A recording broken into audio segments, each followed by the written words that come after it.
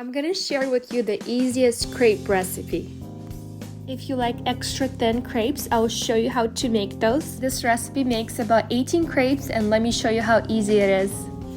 Add 2 eggs to a medium-sized bowl. Add 1 teaspoon of salt and 2 tablespoons of sugar. Give it a good mix. You can use a mixture or do it with a whisk.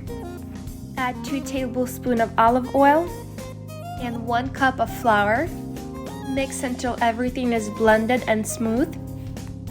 Then add 1 cup of milk. Mix it up and make sure there are no lumps. Add half of a cup of flour. Add 1 teaspoon of baking powder. Mix everything well, make sure there are no lumps. And then add 2 cups of milk and you'll be mixing and pouring in between. It's best to use non-stick pan, and this is my favorite crepe pan. I love it so much. I have it for like 3 years and it's the only one that I use. I will leave a link in the description below. I love to use butter in between of each crepe and I'll be frying them on medium heat. My favorite tool to use is ladle, and I'll scoop some batter and pour it onto the pan. Swirl the pan in the air as you pour the batter.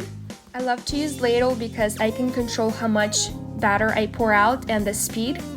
When the edges turn golden in color, you'll go with the spatula along the edges to loosen them and then flip it over.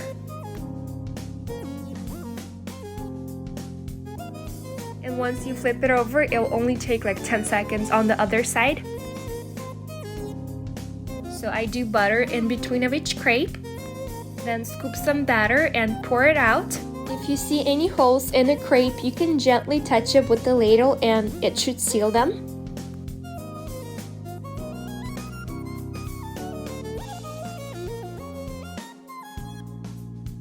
And now I'll show you how to do the extra thin crepe.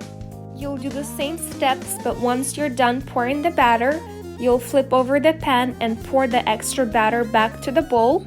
And the faster you work, the thinner your crepe will be. And then don't forget to use a spatula to clean up the edge.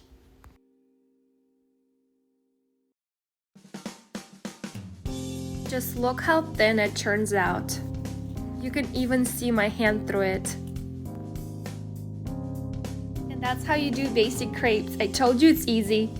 Give me a like if you enjoyed watching this, subscribe for more, and I'll see you again soon.